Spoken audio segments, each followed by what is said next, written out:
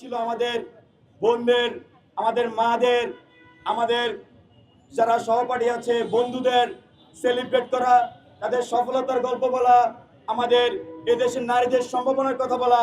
কিন্তু দুঃখের বিষয়, আমরা আজকের এই দিনও আমাদের এই দেশের বিচারহীনতার সংস্কৃতি, ধর্ষণের সংস্কৃতি, ধর্ষণ পরবর্তীতে ধর্ষকরা ঘুরে বেড়াচ্ছে, সেই সব গল্প কাহিনী আপনাদের সামনে বলতে হচ্ছে।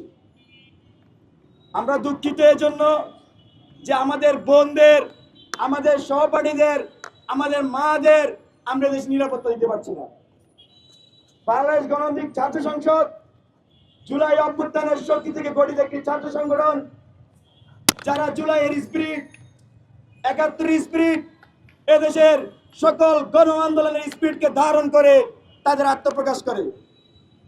আমরা আত্মপ্রকাশের পর থেকে আমরা দেখছি যে এই বাংলাদেশে অসংখ্য, আজকেও মনে ৪-৫টা ধর্ষণের খবর এসেছে। আমরা বাংলাদেশ গণতান্ত্রিক ছাত্র সংসদের পক্ষ থেকে এই সকল ধর্ষণের দৃষ্টান্তমূলক শাস্তি দাবি করছি। একই সাথে আমি একটু স্মৃতিচারণ করতে চাই জুলাইয়ের। আমরা এই ঢাকা বিশ্ববিদ্যালয়ের আজকে রাজু ভাস্কর্যের পাদদেশে দাঁড়িয়ে আছি। জুলাইয়ে যখন গণ আন্দোলন শুরু হয়, শুরুতে আমাদের বন্ধুর উপস্থিত ছিল ৪-৫ জন। পরবর্তীতে আমরা কিন্তু এই ঢাকা বিশ্ববিদ্যালয়ে এই যে এখানে আমরা আন্দোলন করেছি, সেখানে আমরা আমাদের বন্ধুদের জন্য একটা কমফোর্ট জোন তৈরি করেছি এবং তাদের অংশগ্রহণ আমরা নিশ্চিত করেছি। পরবর্তীতে দেখা যায় আন্দোলন যখন বড় হয়, আমাদের বন্ধুদের অংশগ্রহণ ৫০% বেশি দাঁড়ায়। বন্ধুগণ, সেই ৫০% বেশি অংশগ্রহণ ছিল এই কারণে আমি মনে করছি আমরা এমন একটি পরিবেশ নিশ্চিত করতে পেরেছি যেখানে আমাদের বন্ধুরা এসে আমাদের পাশে দাঁড়াতে পারতেন, তাদের কথা বলতে পারতেন, তারা সংগ্রাম করতে পারতেন।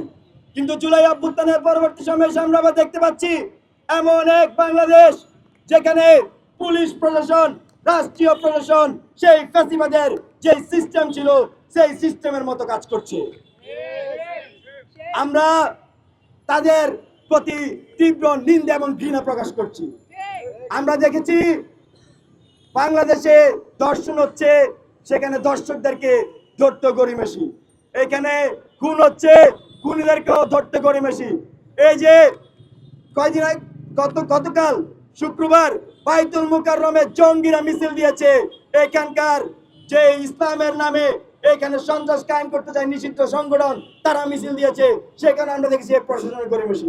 আমরা প্রশাসনকে হুঁশিয়ার দিয়ে জানাতে চাই, বাংলাদেশ গণতান্ত্রিক ছাত্র সংসদ এই রাষ্ট্রীয় ধ্বজভঙ্গ প্রশাসনকে হুঁশিয়ার দিয়ে বলতে চাই, আপনারা সেই ফ্যাসিবাদের প্রেসক্রিপশন যদি আর মেনটেন করেন, আমরা কিন্তু আর এক বিন্দু সহ্য করব না। আমরা কিন্তু জুলাইয়ে রক্ত দিয়েছি, আপনারা আবার জুলাই ডেকে আনবেন না। আমরা জুলাইয়ে এদেশের যে খুনি ছিল ফ্যাসিবাদী হাসিনাকে আমরা হঠাতে সক্ষম হয়েছি, আমরা আওয়ামী লীগকে রাষ্ট্রীয় ক্ষমতা থেকে নামাতে সক্ষম হয়েছি। আমাদের একটা দুর্বলতা হয়েছে, আমরা মনে করছি সেটা এই যে ধ্বজভঙ্গ প্রশাসন, তাদেরকে কান ধরে উঠবস করাতে পারি নাই। কিন্তু আজকের এই সমাবেশ থেকে হুঁশিয়ার করে দিতে চাই, এই ধ্বজভঙ্গ প্রশাসন, ধ্বজভঙ্গ বিচার ব্যবস্থা আপনাদেরকে কিন্তু ছাত্ররা যেদিন ধরবে আপনারা পালানোর সুযোগ পাবেন না।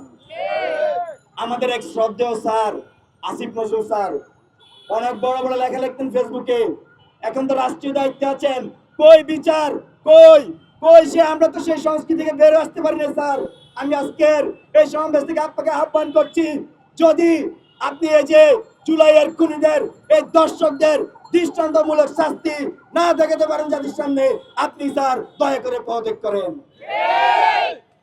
প্রিয় বন্ধুগণ, আমাদের এই দেশে আমরা দেখি অনেক লোক অনেক সুশীল কথা বলে, কিন্তু কাজের মধ্যে গেলে দেখি কোনো আমরা এমন প্রমাণ পাই না যেটা জনগণকে আশ্বস্ত করে।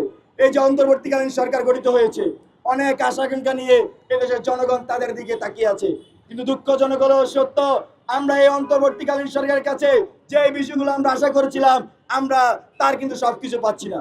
এই অন্তর্বর্তীকালীন সরকারকে আহ্বান করতে চাই, আপনারা অতি দ্রুত দেশকে স্থিতিশীল করার জন্য এদেশের সন্ত্রাসী খুনি, যাদেরকে 15 বছর ধরে এই আওয়ামী ফ্যাসিবাদ বানিয়েছে, তাদেরকে অনতিবিলম্বে গ্রেফতার করুন।